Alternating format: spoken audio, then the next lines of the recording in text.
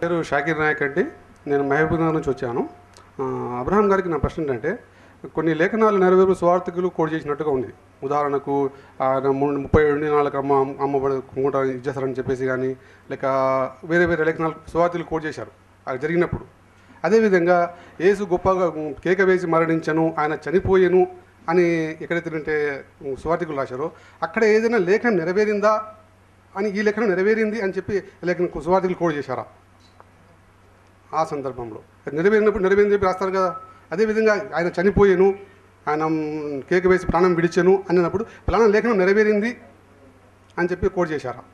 ఉదాహరణకు ఆయన ఎముకల్లో ఒక ఎముకైనా విరగలేదు అన్న కూడా నేను లేఖనం నెరవేరిందని చెప్పి ఎలా అయితే రాశారో ఆయన జరిగి నెరవేరినప్పుడు, మరి ఆయన ప్రాణం విడిచాను, ఆయన మృతి చేసాను అని చెప్పినాడు, అక్కడ ఈ లేఖనం నెరవేరింది అని చెప్పి కోడ్ చేశారా స్వార్థికులు? సోదరుడు షాకిర్ గారి ప్రశ్న ఏంటంటే, ఎప్పుడైతే ఆయన చనిపోలేదు అని చెప్పడం జరిగిందో అక్కడ ఈ లేఖనం ప్రకారంగా జరిగింది అని ఉంది, ఎక్కడైతే చనిపోయారు అని ఉందో అక్కడ లేఖనం ప్రకారం నెరవేరిందా అని రాయబడి ఉందా అని అడుగుతున్నారు. ఇది మొదటి ప్రశ్న. సువార్త పత్రికల్లో మరణించాడు అని డైరెక్ట్గా లేఖనం కోట్ చేసినట్టుగా రాయబడలేదు, కానీ ఆయన మరణానికి సంబంధించినటువంటి విషయాలను ఈలాగున లేఖనం నెరవేరిందని రాయబడింది. కానీ తర్వాత ఆయన యొక్క శిష్యులు అపోస్తుల కార్యాల్లో వారు ఈ విధంగా మరణించాడు, ఆ లేఖనం నెరవేరిందని వాళ్ళు చెప్పడం జరుగుతూ ఉంది. నా పేరు భాస్కర్. నేను ఈ నిబంధన క్రైస్తవ సంఘంలో నేను ఒక బిలీవర్, నేను ఒక విశ్వాసిని. మరి షఫీ బ్రదర్ గారు, మీకు ఒక సూటి ప్రశ్న నేను వేయాలనుకుంటున్నాను. మీరు ఇప్పటిదాకా 45 మినిట్స్లో మీరు మాట్లాడినప్పుడు ఒక విషయాన్ని గురించి మాట్లాడారు.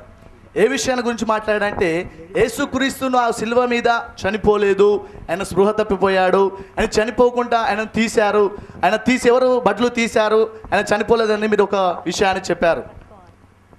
అయితే ఇక్కడ మత్తయి సువార్త 28వ అధ్యాయంలో స్పష్టముగా ఒక విట్నెస్ ఇస్తూ ఉన్నది. ఎవరు విట్నెస్ ఇస్తూ ఉన్నారంటే, స్వయంగా దేవదూతే వచ్చి అక్కడ విట్నెస్ ఇస్తూ ఉన్నది. మత్తయి సువార్త 28వ అధ్యాయంలో విట్నెస్ ఇస్తూ ఉన్నది ఎవరంటే దేవదూత, మనిషి కాదు. ఆయన చనిపోయిండు, ఆయన చనిపోలేదు అని చెప్పడానికి మనిషి అక్కడ విట్నెస్ ఇస్తలేదు, కానీ స్వయంగా గ్యాబ్రియల్ దేవదూత. అంటే మీరు ఇప్పటిదాకా గ్యాబ్రియల్ దేవదూత గురించి మాట్లాడారు కనుక దేవదూత ఇక్కడ స్వయంగా విట్నెస్ ఇస్తున్నాయని మరి 28వ అధ్యాయం కూడా వచ్చిన నుంచి నేను చదువుతున్నాను. విశ్రాంతి దినము గడిచిపోయిన తర్వాత ఆదివారంన తెల్లవారుచుండగా మగ్దలేని మరియ వేరొక మరియ సమాధి చూడవచ్చిరి. ఇదిగో ప్రభు దూత పరలోకం నుండి దిగివచ్చి రాయి పొర్లించి దాని మీద కూర్చుండెను. అప్పుడు మహాభూకంపము కలిగెను. ఆ దూత స్వరూపము మెరుపు వలె నుండెను. అతని వస్త్రము హిమమంతా తెల్లగా ఉండెను. అతనికి భయపడడం వలన కావలి వారు వణికి చచ్చిన వారి వలె నుండిరి. దూత ఆ స్త్రీలను చూచి, మీరు భయపడకుడి, సిలువ బ్రదర్ స్ట్రైట్ గా క్వశ్చన్ అడుగుతా అన్నారు. మొత్తం వాక్యాలు చదివితే అంత సమయం లేదు. మన వాక్యం నుంచి వినిపెడుతున్నాను బ్రదర్. వాక్యం వాళ్ళకి తెలిసి నేనేం చెప్పాను, జస్ట్ 2 వచనాలు, ఒకటే వచనం అయిపోతుంది తొందరగా. అయితే ఆ స్త్రీలను చూచి, మీరు భయపడకుడి, సిలువ వేయబడిన యేసును మీరు వెతుకుతున్నారని నాకు తెలియను. ఆయన ఇక్కడ లేడు, తాను చెప్పినట్టే ఆయన లేచి ఉన్నాడు. రండి, ప్రభువు పడుకున్న స్థలము చూచి త్వరగా వెళ్ళి ఆయన మృతుల నుండి లేచి ఉన్నాడని ఆయన శిష్యులకు తెలియజేయడని ఎవరు చెప్తా ఉన్నారంటే, ఆ ఒక్క దూత ఎవరు చెప్తా ఉన్నది? 2 మనుషులకు, మరియకును మగ్దలేని మరియకు చెప్తా ఉన్నది. మరి షఫీ బ్రదర్ గారు చెప్పారు, మరి అక్కడ ఆయన సిలువ వేయబడలేదు, సిలువ వేయబడకుండా తీసివేశారు, తీసి ఆయన స్పృహ కోల్పోయాడని చెప్పాడు. బ్రదర్ అదంతా విన్నారు, మీరు ప్రశ్న అడిగారు కదా, ఓకే దట్స్ ఆల్. సోదరుడు సమాధానం ఇస్తారు. దీనికి అర్థం మీరు చెప్పగలరు. వారు అడిగిన ప్రశ్న ఏమిటంటే, మత్తయి సువార్త 28వ అధ్యాయంలో దైవదూతలు సాక్ష్యం చెప్తున్నారు, అతను మృతులలో నుంచి లేచి ఉన్నాడు అని. అంతే కదా? మృతులలో నుంచి లేచి ఉన్నాడు అంటే చనిపోయి లేచాడనే అర్థమా? ఒకవేళ అదే అర్థమైతే హెబ్రీయులకు రాసిన పత్రిక 11వ అధ్యాయము 17వ వాక్యం చదివితే, అబ్రహాము తన ఒక కుమారుణ్ణి బలిగా అర్పించి తిరిగి మృతులలో నుండి పొందెను అంటే అతను కూడా చనిపోయాడు, లేచాడనా? అబ్రహాం కుమారుడు కూడా మృతుల్లోంచి లేచాడు, యేసు కూడా మృతుల్లోంచి లేచాడని ఉంది. మృతుల నుంచి లేచాడంటే చనిపోయాడు లేచాడని కాదు, చావుకు దగ్గరగా లేచాడని. కాబట్టి ఈ లేఖనాన్ని మీరు పరిశీలించండి. మొదటి విషయం, మీ ప్రశ్న సమాధానం విషయం ఆశిస్తున్నాను. తర్వాత విషయము, ఇప్పుడు పాస్టర్ గారు ప్రశ్న అడగడం జరిగింది. ఆ సోదరుల వారు సువార్థికులు ఏదైనా లేఖనం కోట్ చేశారా అన్నారు. సమాధానం లేదని చెప్పారు, చాలా కరెక్ట్గా చెప్పారు. అయితే యేసువారు గాడిద మీద వస్తారు అనే లేఖనం ఉంది, లేఖనం కోట్ చేశారు. వారి ప్రతి చిన్న విషయం కూడా లేఖనం కోట్ చేసినప్పుడు అసలు మూల విశ్వాసమే చనిపోవడం అయినప్పుడు ఆయన బిగ్గరగా కేకవేసి ప్రాణము విడిచాను అని రాసినప్పుడు ఈ లేఖనము నెరవేరునట్టుగా ఇది జరిగిందని ఎందుకు రాయలేదు అంటే ఏ లేఖనం కూడా లేదు కాబట్టి వారు అన్నారు అపోస్తుల కార్యంలో ఉందన్నారు. అపోస్తుల కార్యాల్లో వారు ఈ విధంగా మరణించాడు, ఆ లేఖనం నెరవేరిందని వాళ్ళు చెప్పడం జరుగుతూ ఉంది. అపోస్తుల కార్యంలో కూడాను ఈ లేఖనం నెరవేరినట్టుగా ఇది జరిగిందని ఎక్కడా లేదు నేను చెప్తున్నాను. ఆ తర్వాత వారి ప్రసంగంలో చెప్పారు. ఖురాన్లో 19 సూర మరియం 19వ సూరాలో 33వ వాక్యంలో యేసువారి గురించి ఉంది. యేసువారు మాట్లాడుతున్నారు పసిపిల్లవాడిగా. ఏమని మాట్లాడుతున్నారు? నేను పుట్టిన రోజున, నేను మరణించిన రోజున, తిరిగి లేపబడే రోజున నాకు శాంతి కలుగుగాక అని వారు అన్నారు. ఖురాన్లో నుంచే ఊయల తొట్టిలో ఉన్న యేసు ప్రభు మాట్లాడిన మాటకు నాకు జవాబు చెప్పలేదు. నేను జన్మించినప్పుడు, మరణించినప్పుడు సజీవుడిగా లేపబడినప్పుడు నీ శాంతి నాకు తోడును గాక అన్న విషయం నాకు తెలియచేయలేదు. వాస్తవానికి అది అలా లేదు. ఖురాన్లో ఏముందంటే జాగ్రత్తగా వినండి. నేను పుట్టిన రోజున, నేను మరణించే రోజున, భవిష్యం, నేను మరణించే రోజున, తిరిగి లేపబడే రోజున, పుట్టిన రోజున పాస్ట్ టెన్స్ జరిగిపోయింది, మరణించే రోజున వారు మరణించలేదు, పైకి సజీవంగా లేపుకోబడ్డారు, తిరిగి వస్తారు. ఆ తర్వాత వారికి మరణం ఉంది. ఒక మానవుడు ఒకసారి పుడతాడు, చనిపోతాడు, ఒకసారి అతను పుట్టాడు, తను చనిపోలేదు. మరణించే రోజున అది ఫ్యూచర్ టెన్స్. వారు ఆ విషయాన్ని గమనించకుండా ఆ విషయాన్ని చదివారని భావిస్తున్నాను. తర్వాత యేసువారికి సర్వాధికారాలు ఉన్నాయని చెప్పారు. వారికి సర్వాధికారం నాకు కలిగి ఉన్నాయని చెప్పారు. పరలోకమందును భూమి మీదను నేను సర్వాధికారము కలిగి ఉన్నాను.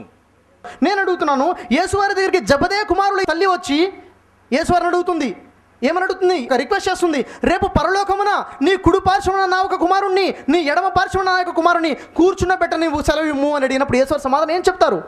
అక్కడ ఎవరికి ఏ స్థానము లభించాలో నా వశములో లేదు. పరలోకంలో ఉన్న తండ్రి ఎవరికైతే నియమిస్తాడో అది వారికే లభించును, నా వశములో లేదు. సర్వాధికారాలు ఉన్నాయా? లేవని స్పష్టంగా యేసువారే ఒప్పుకుంటున్నారు. ఇంకో విషయం చూసినట్లయితే యోహాను సువార్త 5వ అధ్యాయం 30వ వాక్యంలో యేసువారు అంటున్నారు, నా అంతటా నేను ఏమీ చేయలేను. నా అంతటా నేను అన్నీ చేయగలుగుతా అంటున్నారా? నా అంతటా నేను ఏమీ చేయలేను, నేను వినున్నట్లుగా నేను తీర్పు తీర్చుచున్నాను.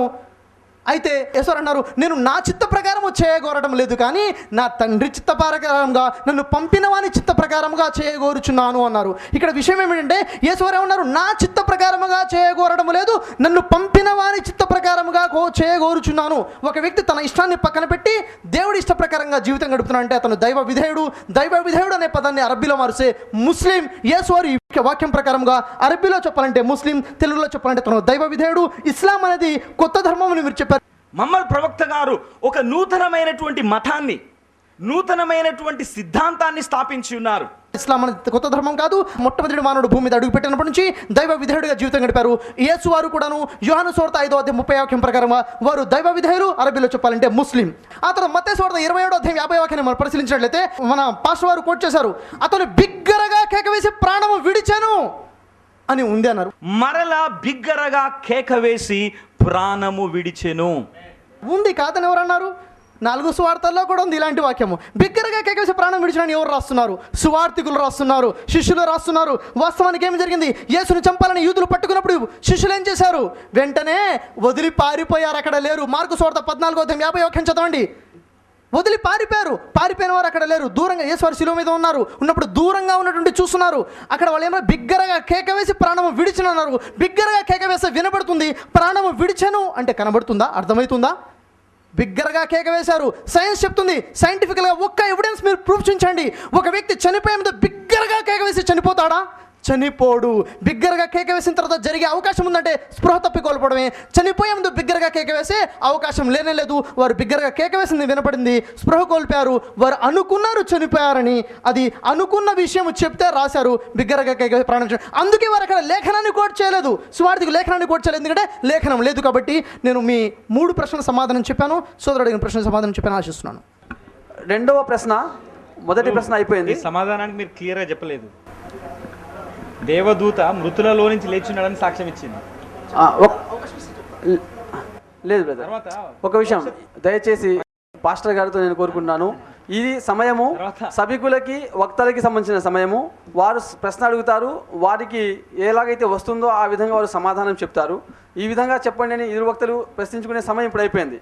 మీకు చివరిగా కావాలంటే మనము 5 నిమిషాలు అడిషనల్ కన్క్లూజన్ ఇవ్వడానికి ఏర్పాటు చేద్దాము. ఒకవేళ కావాలంటే. కానీ అది కూడా నేను అనుకుంటున్నాను ఈ క్వశ్చన్ అండ్ ఆన్సర్ సెషన్లోనే మీకు సమయం ఉంటుంది కాబట్టి మీరు దాని గురించి చెప్పవచ్చు. కానీ మీరు ఇరువురు క్రాస్ క్వశ్చన్ చేసుకోవడానికి అవకాశం లేదు, ఇది నియమ నిబంధనలకి వ్యతిరేకము. కాబట్టి దయచేసి మీరు నాతో కోఆపరేట్ చేయాలి. ఇప్పుడు రెండో ప్రశ్న. అస్సలాము అలైకుం. నా పేరు అబ్దుల్ హన్నాన్. నేను కర్నూలు జిల్లా నంద్యాల నుండి వచ్చాను. పాస్టర్ వారికి నా ప్రశ్న, యూదుల సంప్రదాయం ప్రకారం చనిపోయిన వ్యక్తిని సమాధిలో పెట్టిన తర్వాత 3 దినముల తర్వాత లేపనాలు రాసే ఆచారం ఎక్కడా కనిపించదు. ప్రస్తుతం క్రైస్తవుల్లో కూడా ఆచారం లేదు. కానీ మగ్దలేనే మరియా 3 దినాల తర్వాత లేపనాలు రాస్తానికి చనిపోయిన వ్యక్తికి రాస్తానికి వెళ్ళిందా, బ్రతికున్న వ్యక్తికి సేవలు చేస్తానికి వెళ్ళిందా తెలియగలరు? ఓకే, యాక్చువల్గా యేసు ప్రభువును శిలువ మీద నుంచి దింపుతున్నటువంటి సమయంలో విశ్రాంతి దినము, సబ్బాతు దినము ప్రవేశిస్తూ ఉంది సాయంకాలం సమయంలో. కాబట్టి అసంపూర్ణముగా చేసినటువంటి ఆ కార్యాన్ని సంపూర్ణం చేద్దామని విశ్రాంతి దినం రోజు వారు ఏం పని చేయడానికి వాళ్ళకు లేదు. కాబట్టి అసంపూర్ణముగా ఉన్నటువంటి ఆ యొక్క పనిని విశ్రాంతి దినం దాటిపోయిన తర్వాత ఆ పనిని పూర్తి చేయడానికి వారు అక్కడికి వచ్చారు. ఇంతకుముందు షఫీ గారు చెప్పారు, సాయంకాల సమయంలో మరుసటి దినంలోనికి వారు ప్రవేశిస్తారు. అంటే సాయంకాలం 6 గంటలు దాటితే వారు మరుసటి రోజు శనివారం వారు విశ్రాంతి దినం, వారు ఏ పని చేయడానికి వీల్లేదు. కాబట్టి ఏం చేస్తారంటే 6 గంటల లోపే ఆ సుగంధ ద్రవ్యాలను లేక వారి యొక్క ఆచార వ్యవహారాలను సంపూర్ణం చేయలేకపోయారు, ఎందుకంటే విశ్రాంతి దినం ప్రవేశిస్తూ ఉంది. కాబట్టి ఆ రోజు మిగిలినటువంటి అసంపూర్ణమైనటువంటి పనిని ఆదివారం రోజు వారు వెళ్ళి చేశారు. రెండో ప్రశ్న సోదరుడు షఫీ గారి కోసము. Praise lord. నా పేరు జాన్ వెస్లీ, ఖమ్మం నుంచి వచ్చాను. I'm fan of the Abraham. నా క్వశ్చన్ ఆ షఫీ బ్రదర్ గారికి. అయితే నా క్వశ్చన్కి మీరు సమాధానం ఎంత చేయని చెప్పొచ్చు. డైరెక్ట్గా ఉండాలి, లేఖనంలో వేరే సూచించు కాకుండా డైరెక్ట్ లేఖనం ప్రకారంగా చెప్పాలి. నేను క్వశ్చన్ వేస్తాను, మళ్ళీ రిపీట్ ఆన్సర్ నేను చెయ్య. మీ యొక్క ఇది ఇప్పుడు ఖురాన్ గ్రంథం ప్రకారం, లేకపోతే ఈ లోక సంబంధమైనటువంటి టోటల్ యావత్తు మానవాళి కోసం పాప క్షమాపణ కొరకు మీరు ఇచ్చేటువంటి లేఖనం ప్రకారం విశ్లేషణ మీద ఉన్నదా? ఆ పాప క్షమాపణ అసలు ఉన్నదా? ఉంటే మీరు ఇచ్చేటువంటి లేఖనం ప్రకారం విశ్లేషణ కావాలని I request for you. John Wesley గారు ప్రశ్న అడిగారు, ఖమ్మం నుంచి వచ్చారా మీరు? మాషాల్లా. అయితే వారు అడిగారు, పాప క్షమాపణ కోసము ఏంటి విధానం ఏంటి, పాప క్షమాపణ ఏమైనా లేఖనం ఉందంటే యేసువారు చెప్పారు, పరలోక ప్రార్థన నేర్పారు కదా, మత్తయి 6వ అధ్యాయంలో పరలోక ప్రార్థన నేర్పారు కదా. అక్కడ నేను నాకు అచ్చి ఉన్నవారిని క్షమించినట్లుగా నీవు నన్ను క్షమించమంటారు. యేసువారు చెప్తారు, మీరు ప్రజలను క్షమించినట్లయితే దేవుడు మిమ్మల్ని క్షమిస్తాడు. ఏ పాపాల గురించి? మరణకరమైన పాపాలు ఉన్నాయి, మరణకరం కానటువంటి పాపాలు ఉన్నాయి. దాని గురించి డీటెయిల్గా ఉంది.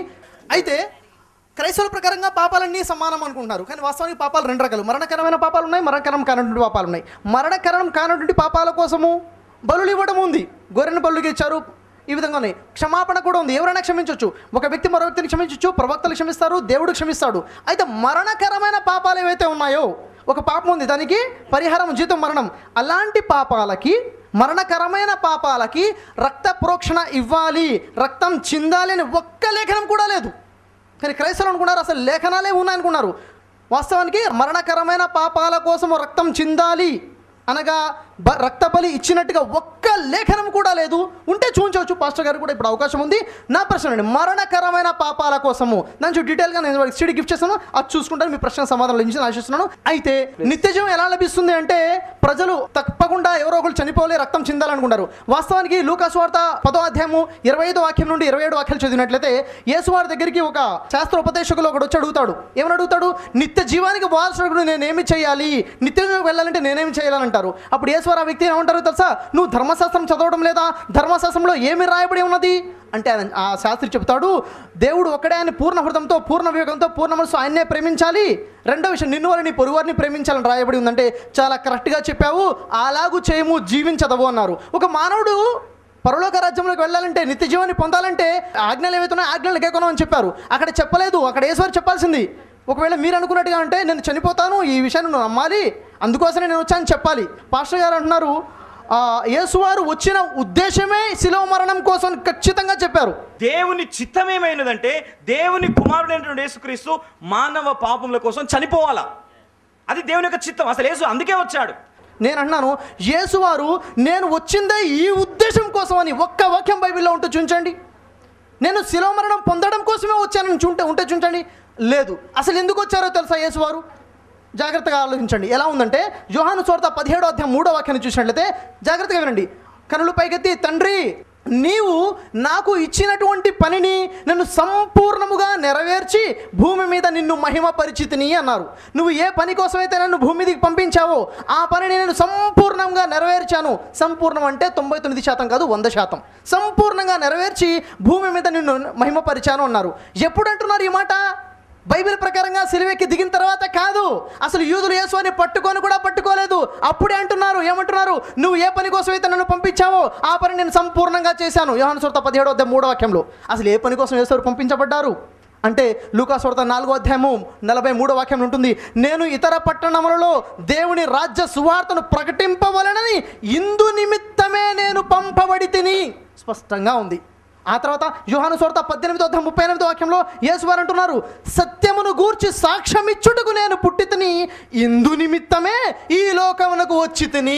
ఎందుకు పుచ్చారు యేసువారు? సత్యం గురించి సాక్ష్యం చెప్పడం కోసము ఇందు నిమిత్తమే వచ్చానని చెప్పారు స్పష్టంగా. కానీ ఎక్కడ కూడా నేను శిలువ మరణం పొందడమే కోసమే వచ్చాను అని ఒక్క వాక్యం కూడా యేసువారు చెప్పలేదు. మీ ప్రశ్నకు సమాధానం ఇచ్చి ఆశిస్తున్నాను. 3వ ప్రశ్న పాస్టర్ అబ్రహాం గారి కోసం. మొదటి మైక్ నుంచి 3వ ప్రశ్న. నా పేరు ఆదిల్. నా ప్రశ్న పాస్టర్ అబ్రహాం కాకిలేటి గారికి. నేను హైదరాబాద్ నుంచి వచ్చాను. నా ప్రశ్న ఏంటంటే, నీతిమంతుడైన యేసుక్రీస్తు యొక్క మొరను ఆలకించి దేవుడు యెహోవా తనను రక్షించాడా, లేదా ఏదైతే యూదులు ఫస్ట్ నుంచి ఏదైతే చేస్తున్నారో యేసుని చంపాలి అని ఏదైతే ముందు నుంచి అనుకుంటున్నారో, అయితే యూదులు తమ యొక్క లక్ష్యాన్ని జయించారా, లేదా యెహోవా తన యొక్క ఏదైతే లక్ష్యం ఉందో దాన్ని జరిపించాడా? దీంట్లో విజయం యూదులది, తన లక్ష్యం నెరవేరిందా, లేదా దేవుని యొక్క యెహోవా యొక్క ఉద్దేశం ఏదైతే ఉందో అది నెరవేరిందా? ఇది నా. Thank you brother. ఇప్పుడు యెహోవా యొక్క ఉద్దేశమే యేసుక్రీస్తు శిలువలో చనిపోవాలని. కాబట్టి ఆయన ఉద్దేశం అలాగుండగా ఎవరు దాన్ని మార్చలేరు. ఈవెన్ మనుష్య కుమారుడుగా దేవుని కుమారుడుగా వచ్చిన యేసు ప్రార్థన చేస్తున్నా ఆ ప్రార్థన దేవుడు అంగీకరించలేదు. అందుకని యేసుప్రభువు అంటున్నాడు, మళ్ళీ దేవునే చెప్తున్నాడు, నీ చిత్తం అయితేనే ఈ పాత్రను నా యుద్ధం నుంచి తీసివేయి, కానీ నీ చిత్తమే సిద్ధించునుగాక అని చెప్పి యేసుక్రీస్తు దాన్ని ముగిస్తున్నాడు. తండ్రి యొక్క చిత్తమే ఆయన సిలువలో మరణించడం. ఎందుకంటే ఇక్కడ యెషయా గ్రంథం 53వ అధ్యాయంలో ఏమని రాయబడిందంటే 6వ వచనం, మనమందరము గొర్రెల వలె త్రోవ తప్పిపోతిమి, మనలో ప్రతివాడును తనకిష్టమైన త్రోవకు తొలగెను, యెహోవా మన అందరి దోషమును అతని మీద మోపెను, అతడు దౌర్జన్యమునొందెను. అలాగే 8వ వచనంలో అన్యాయపు తీర్పు పొందిన వాడై అతడు కొనిపోబడెను. 9వ వచనంలో అతడు మరణమైనప్పుడు భక్తిహీనులతో అతనికి సమాధి నియమించబడెను. 10వ వచనం, అతన్ని నలగగొట్టుటకు యెహోవాకు ఇష్టమాయెను. స్పష్టంగా చెప్తోంది పాత నిబంధన. అంటే సిలువ వేదనలకు అప్పచెప్పుటకు దేవునికి ఇష్టమైంది, అది చేశాడు. ఇంతకుముందు షఫీ బ్రదర్ కూడా ఒక మాట చెప్పాడు. యేసుప్రభు ఏమన్నాడంటే, నేను పరిచర్య చేయించుకున్నటకు రాలేదు కానీ పరిచర్య చేయటకు వచ్చాను, అనేకులకు విమోచన క్రయధనము చెల్లించడానికి నేను వచ్చాను యేసుప్రభు చెప్తున్నాడు. అందుకోసమే వచ్చాను. అలాగే లూకా సువార్త 19వ అధ్యాయంలో కూడా యేసుప్రభు అంటున్నాడు, నశించిన దానిని వెతికి రక్షించుటకు నేను వచ్చాను అంటున్నాడు. నశించిన దానిని.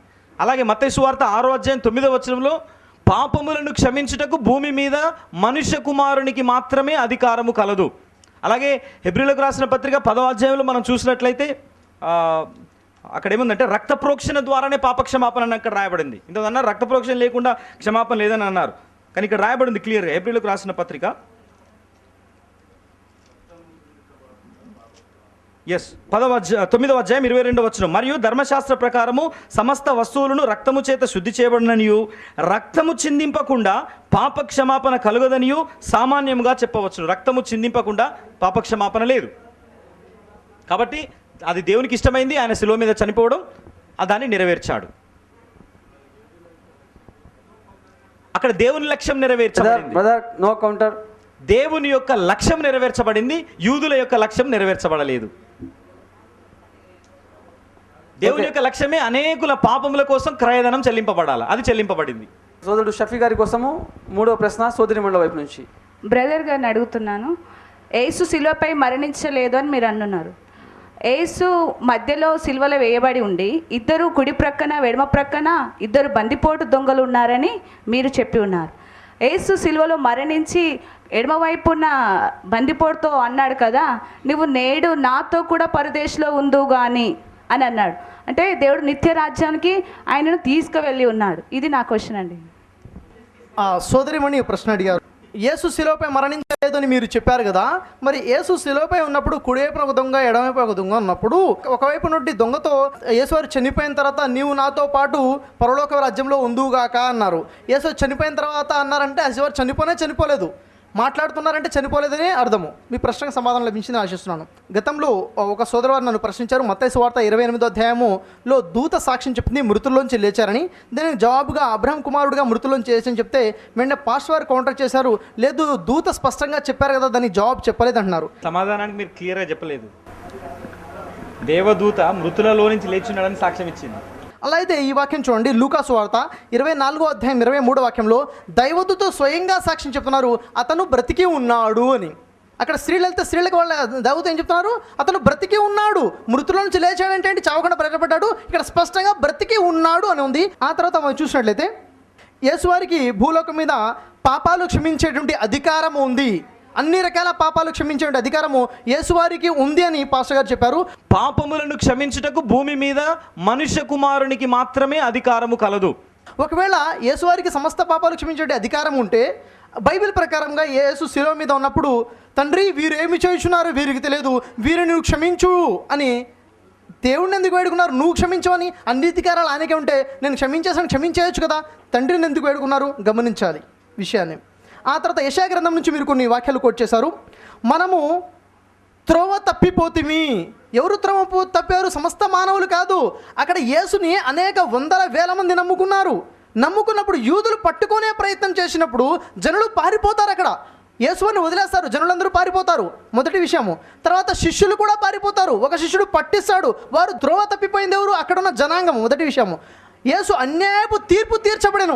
యేసువారు నిజంగా అన్యాయపు తీర్పు తీర్చబడ్డాడు. పీలాతు రాజ్యసభలో ఉన్నప్పుడు పీలాతు అంటాడు, ఇతనిలో నాకు ఏ దోషము కనబడటం లేదు కదా. అంటే వీరు ఏ దోషము చూపించకుండా అతనికి సిలువేయము కేకలేస్తున్నారు. అతను ఏ దోషము లేకపోయినా కానీ సిలువ వేయడం కోసము అప్పగించడం జరిగింది. అన్యాయపు తీర్చబడ్డాడు అక్కడ ఏ దోషం లేకపోయినా కానీ. దాన్ని అర్థం చేసుకునే విధానము, దాని అర్థము. తర్వాత నన్ను నలగగొట్టుటకు యెహోవాకు ఇష్టమాయను. అతన్ని నలగగొట్టుటకు యెహోవాకు ఇష్టమాయను. అవును, అదే చెప్తుంది బైబిల్. నలగగొట్టుడికి ఇష్టమైనది కానీ చంపుడుకు ఇష్టమయ్యానని ఎక్కడా లేదు. అదే 118వ కీర్తన 18వ వాక్యంలో అదే ఉంది. యెహోవాను కఠినంగా శిక్షించిన కానీ మరణానికి అప్పగించలేదు. నలగగొట్టుడికి దేవుడికి ఇష్టమైంది. మీరు అన్నారు యెహోవా యొక్క ఉద్దేశమే యేసు మరణం అన్నారు. యేసు ప్రార్థన చేసినా యెహోవా స్వీకరించలేదన్నారు. ఆ మనుష్య కుమారుడుగా దేవుని కుమారుడుగా వచ్చిన యేసు ప్రార్థన చేస్తున్నా ఆ ప్రార్థన దేవుడు అంగీకరించలేదు. ఒక లేఖనం చూపించండి, యేసు ప్రార్థన చేస్తే ఆ ప్రార్థన రద్దు చేయబడింది, స్వీకరించబడలేదు, ప్రార్థన కొట్టివేయబడిందని ఒక లేఖనం చూపించండి, ఒక వాక్యం చూపించండి. ఎక్కడ లేదు. అనేక లేఖనాలను మీకు చెప్పాను. యేసువారు ప్రార్థన చేస్తే ప్రార్థన అంగీకరించబడిందని. 34వ కీర్తన 17వ వాక్యంలో నీతిమంతుడు మొరపెట్టగా యెహోవా ఆలకించును, వాని శ్రమ నుంచి విడిపించును. యెహోవా మాట ఇచ్చాడు. యెహోవా మాట ఇచ్చి తప్పేవాడా? ఒక్క ఎముక కూడా విరకుండా రక్షించుకుంటానని చెప్పాడే. 22వ కీర్తన మొత్తము చదివితే దేవుడు యేసును రక్షించుకున్నాడనే ఉంది. యేసు ప్రార్థన అంగీకరించబడినట్టే ఉంది. హెబ్రీయులకు రాసిన పత్రిక 5వ అధ్యాయం 7వ వాక్యంలో ఆ ప్రార్థన అంగీకరించబడినట్టే ఉంది. యేసు ప్రార్థన అంగీకరించలేదు యెహోవా అన్నారు. అది ఎందుకంటే ఒకసారి గమనించాలి. యేసువారు ముందే చెప్పారు. మత్తయి సువార్త 13వ అధ్యాయం 23వ వాక్యంలో గోధుమల మధ్య గురుకులు విత్తబడును, గురుకులు దుష్టుని సంబంధులు, వాటిని విత్తువాడు సాతాను అన్నారు. గోధుమలు యేసువారు చెప్పిన వాక్యాలు లేఖనాలు ఉన్నాయి. దాని నుంచి కొత్త బోధలు, కొత్త ఆలోచనలు గురుకులతో సమానం. వాటి మీద ఆధారపడదు, వాటిని తీసుకోవద్దు. అవి దుష్టుని వైపు నుంచి వస్తున్నాయి కాబట్టి గోధుమల మీద ఆధారపడాలని నేను సమాధానం చెప్తున్నాను. మీ ప్రశ్న సమాధానం లభించింది ఆశిస్తున్నాను. నా పేరు సయ్యద్ అఫాన్, నేను మెదక్ డిస్ట్రిక్ట్ నుంచి వచ్చాను. నా ప్రశ్న కీర్తన గ్రంథము 118వ అధ్యాయము 17-18 వాక్యాలు ఎవరి గురించి చెప్పబడినవో వివరించవలసిందిగా కోరుచున్నాను. బ్రదర్, కీర్తనల గ్రంథము 118వ అధ్యాయము బ్రదర్ ప్లీజ్ అక్కడ పాస్టర్ గారు 118వ అధ్యాయము 17-18 వచనాలు. నేను చావను, సజీవుడనే యెహోవా క్రియలు వివరించెదను.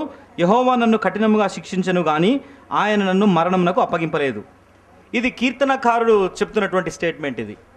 ఇది ప్రవచనాత్మకమైనటువంటి మాట కాదు.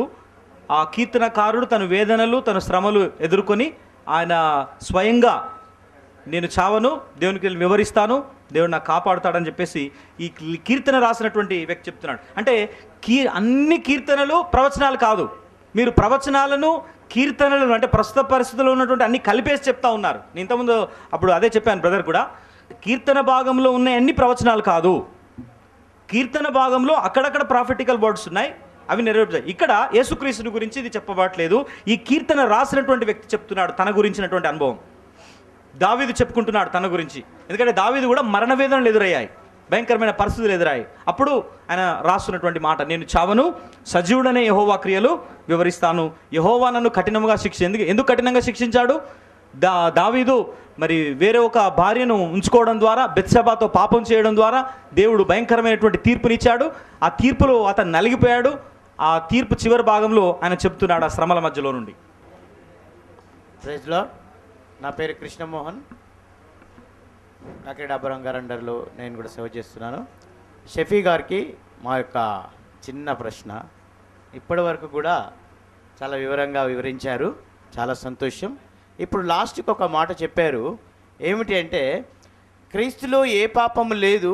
పిలాతు చెప్పాడు, ఈయనలో నాకు ఏ పాపము కనబడట్లేదు, ఈయనను సిలువ వేయడానికి ఏ అర్హత ఏమీ పాపం కనబడట్లేదు అని అన్నారు. మరి సిలువకు ఎందుకు అప్పగించారు? ఆయన సిలువలో ఆయన ఆ యొక్క మేకులు కొట్టించుకొని ఆ శిక్ష అనుభవించడానికి కారణం ఏమైనది? ఎవరి కోసం ఆయన సిలువ వేయబడ్డాడు? ఏ పాపము చేయనిది, ఏమి లోపం ఆయనలో కనబడింది? సిలువ వేయడానికి కారణం ఏమై ఉన్నది? అక్కడ యేసువారు సిలువ వేయబడ్డారు కదా, అతనిలో ఏ నేరము లేదు, నేరం లేనప్పుడు ఆయన్ని సిలువ ఎందుకు వేశారు అని సోదరుల వారు ప్రశ్న అడుగుతున్నారు. అయితే యేసుని చంపాలి అని పన్నాగం పన్నింది ఎవరండి? అక్కడ ఉన్నటువంటి యూదులు. ఉదాహరణకి మత్తయి సువార్త 12వ అధ్యాయం 14వ వాక్యాన్ని చూసినట్లయితే, యేసును ఏలాగా సంహరింతుమా అని యేసునకు విరోధముగా ఆలోచన చేశారు. యేసుకు విరోధంగా ఆలోచన చేసింది యూదులు. యోహాను సువార్త 8వ అధ్యాయం 37వ వాక్యంలో చూసినట్లయితే యేసు వారు చెప్తున్నారు, మీలో నా వాక్యమునకు చోటు లేదు కనుక నన్ను చంపవెతుకుచున్నారు.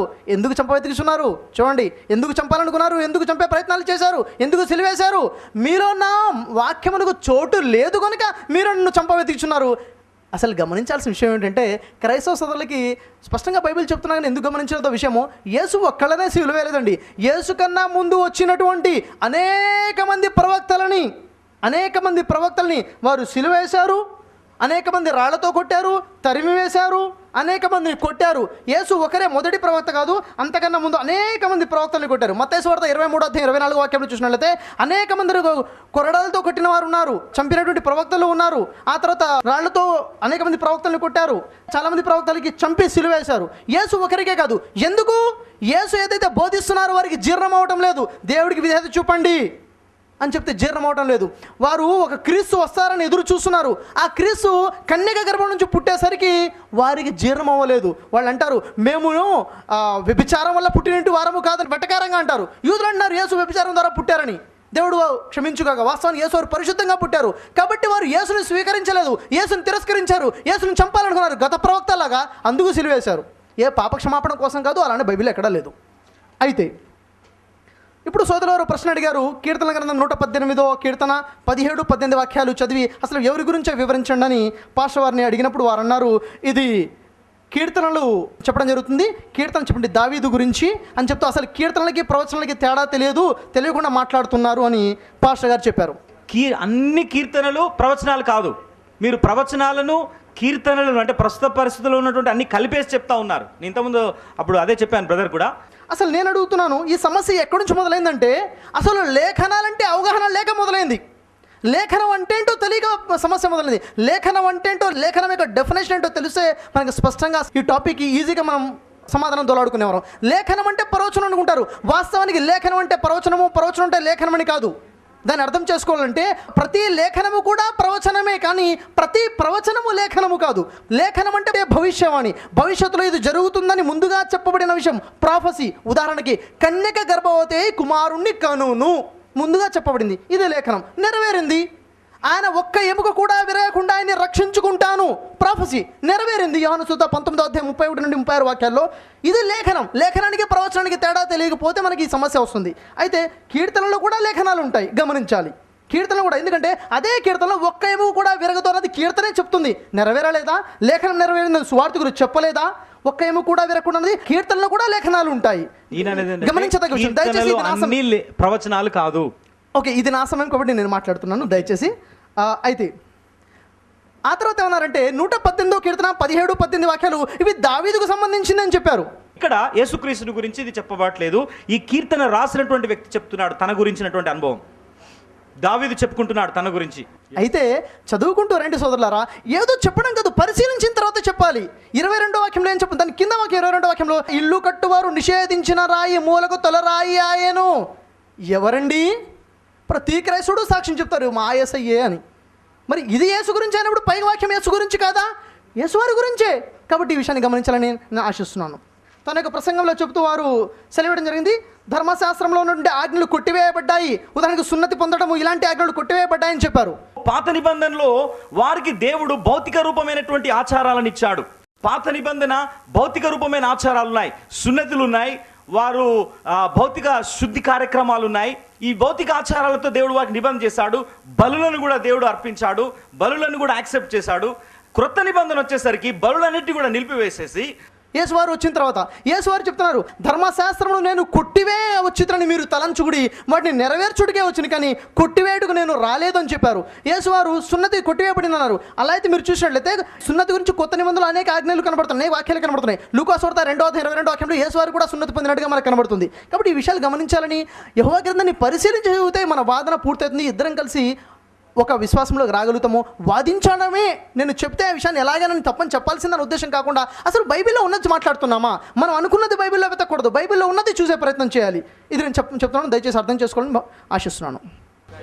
పాస్టర్ అబ్రహం గారికి నేను అడగబోయే ప్రశ్న ఏంటంటే, షఫీ బ్రదర్ గారు దాదాపుగా 50 పైకి లేఖనాలు చెప్పారు. ఏమనంటే యేసువారు చనిపోరు అని చెప్పారు కదా. మరి ఇందులో నుంచి చనిపోయారు అనే వాక్యాలు ఏవి ఉన్నాయో మీరు కొంచెం చూపించగలరని అడుగుతున్నాను. 50కి పైగా లేఖనాలు షఫీబాయ్ గారు చెప్పారు కదా, యేసుక్రీస్తు వారు చనిపోరు అని. అందులో నుంచి చనిపోయారు అని వాక్యాలు ఉన్నట్టుగా మీరు ఏదైనా ప్రూఫ్ చేయగలరా?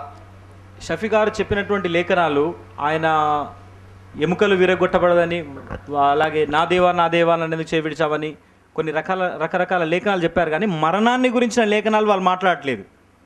యెషయా గ్రంథం 53వ అధ్యాయంలోకి వచ్చేసరికి దాని పైన ఉన్నటువంటి లేఖనాలు మాట్లాడుతున్నారు, కానీ కరెక్ట్గా మరణం దగ్గరికి వచ్చేసరికి ఆ లేఖనాల గురించి మాట్లాడట్లేదు.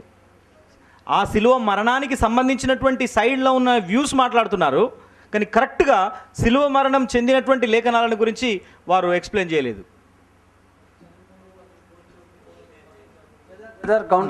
నేను చనిపోడు గోతులను పొన్నది దావీదుని గురించినటువంటి. అందుకనే ప్రవచనాలు లేఖనాలలో లీనమైపోయి ఉన్నాయి కాబట్టి దాన్ని అర్థం చేసుకోవడానికి దాన్ని కలిపి ఇది కూడా ప్రవచనమే అని, అది కూడా యేసుప్రభు గురించే అని చెప్పేసి కొన్ని లేఖనాలను ఆ ప్రస్తుత పరిస్థితిలో ఉన్నటువంటి దావీదు ఏదైతే విషయాలను మాట్లాడాడో వాటిని యేసుక్రీస్తు కోసం ప్రవచనం ఇది అని చెప్పేసి వాటిని కలుపుతాను. అంటే కీర్తన గ్రంథంలో ప్రస్తుత పరిస్థితులను గురించి మాట్లాడుతూ ప్రవచనాలని చెప్తా ఉన్నాడు. ప్రస్తుత పరిస్థితి, తన పరిస్థితులను గురించి మాట్లాడుతూ ఆత్మ ద్వారా దావీదు ప్రవచనాత్మకమైనటువంటి అనేక విషయాలను మాట్లాడుతూ ఉన్నాడు. ఓకే బ్రదర్, ఇప్పుడు చౌదరిమణి వైపు నుంచి షఫీ గారికి. బ్రదర్, మీరు యేసుప్రభు సిలువలో చనిపోలేదు అంటున్నారు. మరి సిలువ వేసినప్పుడు యేసుప్రభు 7 మాటలు మాట్లాడతాడు. 7వ మాట ఏమంటాడంటే, దేవా నా ఆత్మ నీ చేతికి అప్పచెప్పుతాను అని చెప్తాడు దేవుడు. యేసుప్రభు చనిపోనట్ట అక్కడ? సోదరిమణి ఆ శిలువ మీద ఉన్నప్పుడు యేసువారు కొన్ని మాటలు మాట్లాడారు. ఆ మాటలో చివరి మాటగా నా తండ్రి నీ చేతికి నా ఆత్మ అప్పగించుకొనుచున్నాను అని అన్నారు. మరి ఆ ఆత్మని అప్పగించుకున్నారంటే చనిపోనట్లా? అయితే యేసువారు తన ఆత్మని అప్పగించుకుని ఏమన్నారు? నా ఇష్టము కాదు నీ చిత్త ప్రకారమే కానిమన్నారు. యేసువారు ఆత్మని అప్పగించుకున్నారు, దేవుడు మాత్రం ఆయన్ని మరణానికి ఇవ్వలేదు, దేవుడు ఆత్మని తీసుకోవడం జరగలేదు. ఇది మనం పరిశీలన చదివితే అర్థమైనటువంటి విషయం. అయితే ఇక్కడ పాస్టర్ వారు కూడా ఇక్కడ మాటిమాటికి యెషయా గ్రంథం గురించి మాట్లాడుతున్నారు. యెషయా గ్రంథం 53వ అధ్యాయం గురించి. నేను యెషయా గ్రంథం 53వ అధ్యాయం నేను తీసి ఉన్నాను. యెషయా గ్రంథం 53వ అధ్యాయం నేను అనేక సార్లు చదివి ఉన్నాను. దాంట్లోంచి మీరు మరణానికి సంబంధించిన వాక్యాలు వచ్చినప్పుడు అక్కడ నుంచి పక్క సైడ్కి వెళ్ళిపోతున్నారని చెప్పారు. యెషయా గ్రంథం 53వ అధ్యాయంలోకి వచ్చేసరికి దాని పైన ఉన్నటువంటి లేఖనాలు మాట్లాడుతున్నారు, కానీ కరెక్ట్గా మరణం దగ్గరికి వచ్చేసరికి ఆ లేఖనాల గురించి మాట్లాడట్లేదు. దాంట్లో చూసినట్లయితే మీరు చెప్పినట్టుగా మన దోషంలో బట్టి ఆయన నలగగొట్టబడిన అంటే చనిపోయానని అర్థం కాదు, మొదటి విషయము. రెండో విషయము, ఇంకా కిందికి వచ్చినట్లయితే ఆయన సజీవుల భూములోంచి కొట్టివేయబడిను, భూమి మీద నుండి సజీవుల నుంచి కొట్టివేయబడి ఆకాశం మీద నుండి యెహోవా సన్నిధిలో సజీవుల్లో ఉన్నారని లేఖనమే చెబుతుంది. 116వ కీర్తన 9వ వాక్యాన్ని మనం చూసినట్లయితే అక్కడ స్పష్టంగా మనకు కనబడుతుంది, మొదటి విషయము. ఆ తర్వాత మరణానికి సంబంధించిన వాక్యాలు మీరు చెప్పలేదు అంటున్నారు కాబట్టి చెప్తున్నాను, బైబిల్ ఓపెన్ చేసి. అతడు మరణమైనప్పుడు భక్తిహీనులతో సమాధి నియమించబడెను. మరణమైనప్పుడు మొదటి మాట సమాధానం చెప్పాను, మీరు గమనించలేకపోయారు ఇంతకుముందు. మరణమైనప్పుడు మొదటి మాట, రెండవది సమాధి నియమించబడెను. చనిపోయిన తర్వాత సమాధి చేస్తారు. సమాధి ఎవరితో చేశారట? భక్తిహీనులతో సమాధి చేశారు. అంటే పాస్టర్ గారు చెప్పారు, భక్తిహీనులంటే అందరూ చచ్చిపోయిన భక్తిహీనులందరూ ఎలా సమాధి చేస్తారో అలాగే యేసువారిని కూడా సమాధి చేశారన్నారు. నేను అడుగుతున్నాను, యేసువారిని ఏ విధంగా అయితే రాత్రిలో తెచ్చినటువంటి సమాధులు పెట్టారు, అలా ఏ భక్తిహీనుడు సమాధి చేశారు? భక్తిహీనులతో పాటు సమాధి చేశారని చెప్పారు కదా. ఒక నోటి మాట కాదు, ప్రూఫ్ కావాలి మనకి. భక్తిహీనులు, ఇది నా సమయం, దయచేసి నా సమయం, ఈ సమయంలో మీరు మాట్లాడండి. అయితే భక్తిహీనులతో ఎలా అయితే సమాధి చేశారు అలాగా సమాధి చేశారంటే ఏ భక్తిహీనుని అలా సమాధి చేయలేదు. భక్తిహీనులతో సిలువ వేయబడిన అనేక క్రైస్తవ పండితులు దీనికి సమాధానం చెప్తూ ఉన్నారు. తర్వాత అదే 53వ అధ్యాయంలో కిందికి వస్తే స్పష్టంగా కనబడుతుంది. 2 వాక్యాలు మనం అక్కడ చూడాలి. అతన్ని నలగగొట్టుటకు యెహోవాకి ఇష్టమాయను, అతన్ని నలగగొట్టుటకు ఇష్టమాయను, చంపుడుకు ఇష్టమాయనని అక్కడ లేదు, గమనించదగ్గ విషయము. ఆ తర్వాత దాని కింద అతడు తన్ను తానే అపహార పరిహారార్థ బలి చేయగా, తనకు తానుగా అక్కడ చెప్తున్నారు, ప్రాణము పెట్టుటకు నువ్వు తీసుకున్నాడు నాకు అధికారము కలదు అని చెప్పారు. ప్రాణాన్ని పెట్టాను, దేవా నా ప్రాణాన్ని నేను ఇచ్చేస్తున్నాను, నా ఆత్మని అప్పగించుకున్నాను శిష్యు వరకు చెప్పారు. తర్వాత దేవుడి మీద వదిలేశారు. ప్రాణాన్ని తీయటమా తీయకపోవటమా దేవుడి చేతిలో ఉంది. ఒక వ్యక్తి నుంచి ప్రాణం బయటికి రావాలా, బయటికి రాకపోవడం దేవుడి చేతులు. కానీ దేవుడి ఉద్దేశం మరణించకుండా ఉండడం. దేవుడు ముందు నుంచే లేఖనాల్లో చెప్తున్నాడు. ధర్మశాస్త్రంలో అయినా కానీ, ప్రవక్తల గ్రంథాలనే, కీర్తన గ్రంథాలైనా కానీ యేసువారు ముందే చెప్పారు. ఉదాహరణ చూసినట్లయితే యేసువారు చెప్పారు, నేను యోనా లాంటి సూచన క్రియ చేస్తాను అన్నారు. యోనా చనిపోయి 3 రోజుల తర్వాత లేచారా? స్పష్టమైన లేఖనం అక్కడ కనబడుతుంది. మరి ఇక్కడ బలి చేయగా అంటే ఏమిటి? బలి అన్న పదం అక్కడ అబ్రహాం కూడా తన కుమారుని బలిగా అర్పించాను అని ఉంది. బలిగా అర్పించాను అంటే బలి ఇచ్చేశాడనా? బలి అంటే చనిపోయాడనా? అలా అయితే అబ్రహాం కుమారుడు కూడా చనిపోయాడని అర్థం చేసుకోవాలా? లేదు. కాబట్టి లేఖనం దాని కింద చూడండి. ఒకవేళ దాని అర్థం చనిపోవడం అయితే దాని కింద వాక్యమే చూడండి. అదే 10వ వాక్యంలో అతడు దీర్ఘాయుష్మంతుడగును అంటే ఏమిటి? దీర్ఘకాలము ఆయుష్తో ఉంటాడని. 33 సంవత్సరాలకి అప్పుడే సులభ చనిపోతే ఈ వాక్యం ఎందుకు ఉంది అక్కడ? ఒకసారి గమనించాలి. అనేక లేఖనాలు నేను చెబుతూ కోట్ చేసుకుంటూ వెళ్తున్నాను, స్పష్టంగా ఉన్నవి. నేను చావను అని ఒకటి ఉంది, అతను చనిపోడు అని ఒకటి ఉంది, అతను మరణానికి అప్పగించబడదు అని స్పష్టంగా ఉంది, అతను దీర్ఘాయుష్మంతుడగునని స్పష్టంగా అక్కడ ఉంది. ఆ తర్వాత 12వ వాక్యంలో అతడు ఏలనగా అతడు మరణమొందునట్లుగా అతడు తన ప్రాణమును ధారపోసను. చదివితే అక్కడే సమాధానం. తను మరణమొందునట్లుగా ప్రాణాన్ని ధారపోసాడు. మరణించాడనా? చచ్చిందాకా కొట్టారా వాడిని అంటే చచ్చిపోయాడనా? చచ్చినట్లు కొట్టారా అంటే చచ్చిపోయాడనా? భాష అర్థం చేసుకునే ప్రయత్నం. ఎందుకంటే ఒకవేళ ఆయనే చనిపోయాడు, మరణం ఉందినట్టుగా ధారపోసాడంటే దీర్ఘాయుష్మంతుడు అన్న పదం ఏమైపోతుంది? అతన్ని కాపాడుకున్నాడన్న పదం ఏమైపోతుంది? అతను ప్రార్థన రక్షించబడిందనే ప్రార్థన ఏమైపోతుంది? యోనాలాగా నేను సూచనగా చేస్తాను, నువ్వు చేయలేదా? యోనాలాగా సజీవంగా, యోనా ఏలాగా 3 రాత్రింబోళ్ళు తిమింగలం గర్భంలో ఉండను అలాగూ నేను ఉంటా అన్నారు. చనిపోతే అలాగ లేనట్టే కదా. యోనా లాగా ఉన్నారు, యోనా సజీవంగా ఉన్నారు, యేసు కూడా సజీవంగా ఉంటారని. కాబట్టి లేఖనం ఒకసారి పరిశీలించి ప్రశాంతంగా మీరు ఒకసారి పరిశీలిస్తే స్పష్టంగా అక్కడ ఏదో మసగగా అలా కనబడుతున్న వాక్యాన్ని అక్షరార్థంగా ఉన్న విషయాన్ని తీసుకుంటే ఉదాహరణకి యోనా గురించి యోనా గ్రంథంలో 1వ అధ్యాయం 14వ వాక్యం ఉంటుంది. పడవలో ఉన్నవారు యోనాని సముద్ర మధ్యంలో పడేసి అంటున్నారు, మేము నిర్దోషిని చంపితిమి అన్న నేరము మా మీద మోపకుందుగాక అంటున్నారు దేవుడితో. మేము నిర్దోషిని చంపేసేమంటున్నారు. అంటే చనిపోయాడనా? అక్షరార్థంగా తీసుకుంటే అబ్రహాం కుమారుడు చనిపోయినట్టే, యోనా చనిపోయినట్టే, యేసు చనిపోయినట్టే అక్షరార్థంగా తీసుకుంటే. కానీ అక్కడ వాస్తవాన్ని గ్రహిస్తే అక్కడ యోనా చనిపోలేదు, ఇక్కడ అబ్రహాం కుమారుడు చనిపోలేదు, ఇక్కడ చూసుకుంటే యేసు చనిపోలేదు. అది ఛాయ, ఇది అసలు. ఈ విషయాన్ని అర్థం చేసుకోండి నేను ఆశిస్తున్నాను. 5వ ప్రశ్న పాస్టర్ అబ్రహాం గారి కోసం. నా పేరు స్వామి, నేను భువనగిరి నుంచి వచ్చాను. అయితే మీ ప్రసంగంలో దేవుని ఆజ్ఞలు మరియు యేసువారిని విశ్వసిస్తేనే నిత్య జీవం అని తెలిసింది. తర్వాత మీ ప్రసంగంలో యేసువారు ఒక సూచక్రియని అడుగుతారు కదా కొంతమంది వచ్చి, అప్పుడు యోనా సూచక్రియ చూపెడతానన్నాడు కదా, ఎలాగో 3 రాత్రింబవలు బతుకుంటాడని, అలాగే నేను బతుకుంటానని చెప్పారు కదా. దీన్ని బట్టి చూస్తే యేసువారు అన్న మాట విశ్వసిస్తే నిత్య జీవానికి వెళ్తారని ఉంది. మరి విశ్వసించకుండా కూడా స్వర్గానికి వెళ్ళొచ్చా? ఆ మాటను యేసు ప్రభువుని విశ్వసిస్తేనే పరలోక రాజ్యానికి వెళ్తాం. ఆ మాట విశ్వసించలేదనుకో స్వర్గానికి వెళ్ళొచ్చా? అట్లా కూడా. ఎందుకంటే ఆయన వచ్చిందే ఆ విషయం కోసం వచ్చాడు, పాప పరిహారార్థ బలి చేయడం కోసం. అక్కడ యోనా గురించి ఉపమాన రీతిగా చెప్తున్నాడు. యోనా ఎలాగైతే 3 రోజులు అందులో ఉంటాడో ఆ రకంగానే మనుష్య కుమారుడు చనిపోయిన తర్వాత భూగర్భంలో ఉంటాడు అని ఒక పారబుల్ ఫిగర్ ఆఫ్ స్పీచ్ లాగా మాట్లాడుతున్నాడు అక్కడ. లిటరల్ కాదు. అట్లాగంటే బైబిల్లో గొడ్డలి చెట్టు వేరున ఉంచబడి ఉన్నది అని ఉన్నది. అంటే చెట్ల గురించి గొడ్డల గురించి యేసుప్రభువు మాట్లాడతలేడు. మీరు లోకానికి వెలుగై ఉన్నారు, మీరు లోకానికి ఉప్పు అయి ఉన్నారు అంటే ఉప్పు గురించి మాట్లాడతలేడు. ఈ భౌతికమైన ఫిజికల్ లైట్ గురించి మాట్లాడట్లేదు. అక్కడ ఉపమాన రీతిలో చెప్తున్నాడు. అంటే ఏ విధంగానైతే యోనా 3 రోజులు ఉన్నాడో నేను కూడా మనుష్య కుమారుడిగా సిలువలో చనిపోయిన తర్వాత భూగర్భంలో 3 దినాలు ఉంటాను అని యేసుప్రభువు అక్కడ చెప్తున్నాడు. ఆ విధంగా యేసుప్రభువు చేసినటువంటి కార్యం ద్వారానే మనకు రక్షణ ఉంది. అదే యోనా ఏ విధంగానే చేప కడుపులో ఉన్నాడో అలాగూ ఉంటాను నేను చనిపోయిన తర్వాత. ఉపమాన రీతిగా దాన్ని ఎగ్జాంపుల్ తీసుకున్నాడు. That's a parable. సోదరుడు షఫీ గారి కోసం ప్రశ్న. అస్సలాము అలైకుం. ఈరోజు ఈ సభ ఏదైతే నిర్వహణ చేయడం జరిగిందో మరి ఇది ప్రత్యేకంగా మరణించారా లేదా అనే టాపిక్పై చేయడం జరిగింది.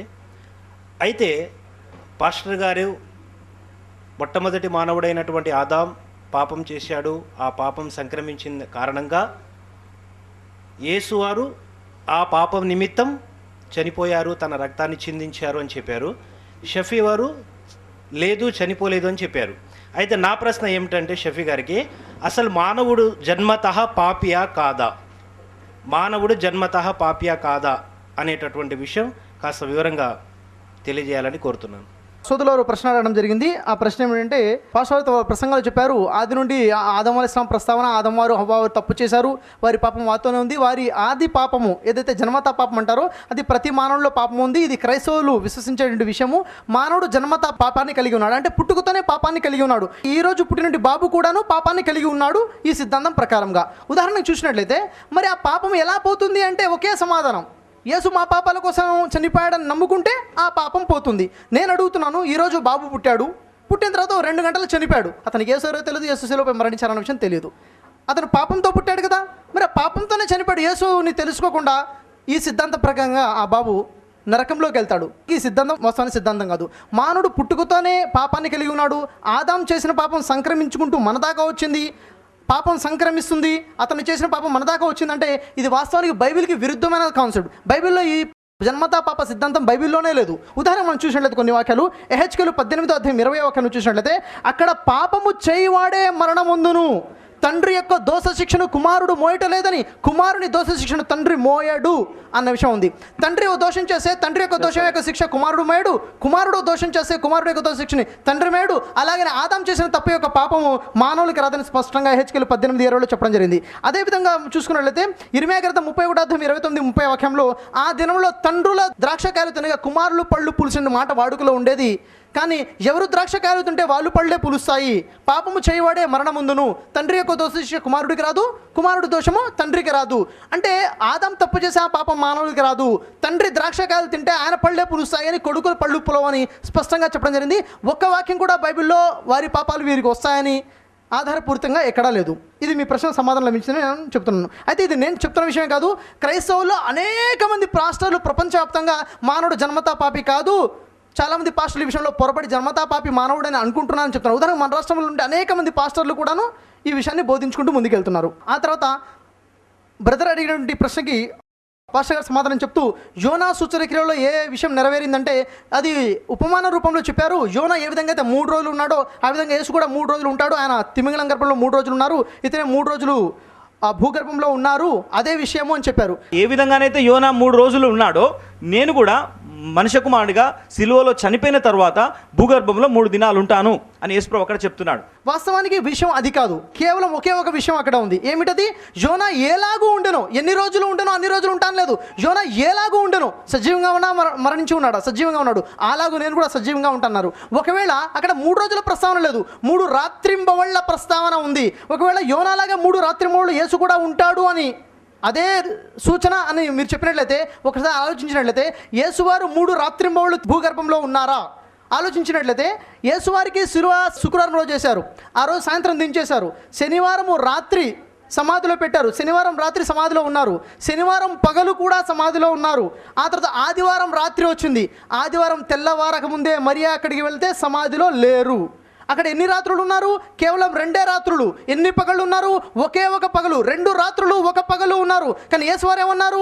యోనా ఏలాగునా 3 రాత్రులు 3 పగళ్ళు ఉంటాడో అలాగా నేను 3 రాత్రులు 3 పగళ్ళు ఉంటాను అన్నారు. అది సమయ విషయంలో కాదు, సమయ విషయం నెరవేరలేదు. అక్కడ 2 రాత్రులు 1 పగలే ఉన్నారు.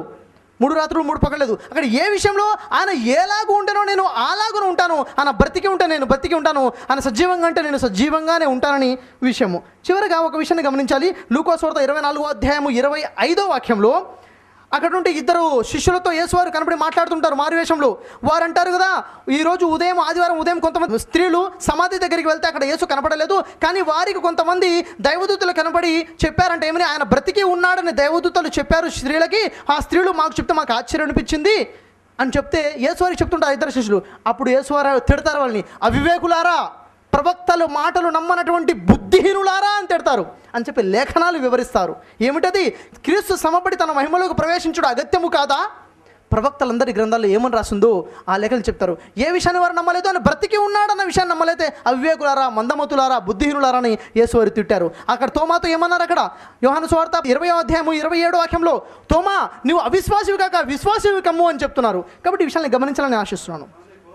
చివరిగా నేను ఈ కార్యక్రమాన్ని ఏర్పాటు చేయడానికి అన్ని విధాలా సహకరించినటువంటి పాస్టర్ గారికి మరి సోదరులందరికీ కూడా నేను కృతజ్ఞతలు తెలుపుకుంటున్నాను.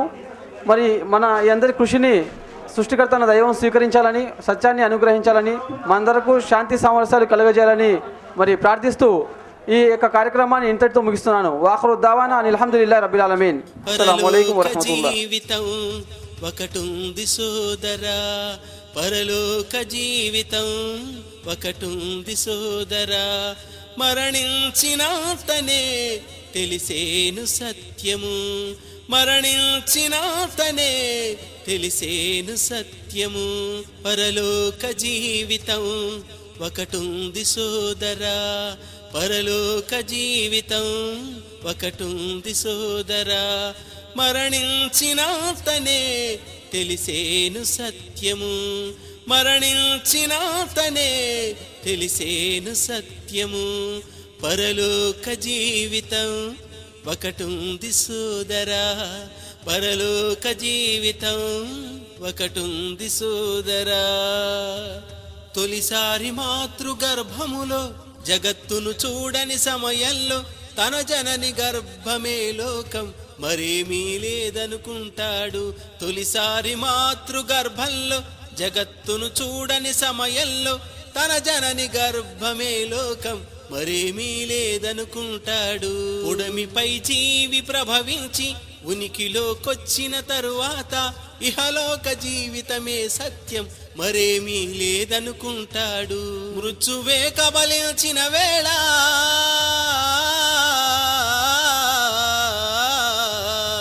మృత్యువే కబలించిన వేళ భ్రాంతులన్నీ తొలగిపోవు, భ్రాంతులన్నీ తొలగిపోవు. పరలోక జీవితం ఒకటుంది సోదరా, పరలోక జీవితం ఒకటుంది సోదరా, మరణించినాతనే తెలిసేను సత్యము, మరణించినాతనే తెలిసేను సత్యము, పరలోక జీవితం ఒకటుంది సోదరా, పరలోక జీవితం ఒకటుంది సోదరా, మరణించినాతనే తెలిసేను సత్యము, మరణించినాతనే తెలిసేను సత్యము, పరలోక జీవితం ఒకటుంది సోదరా.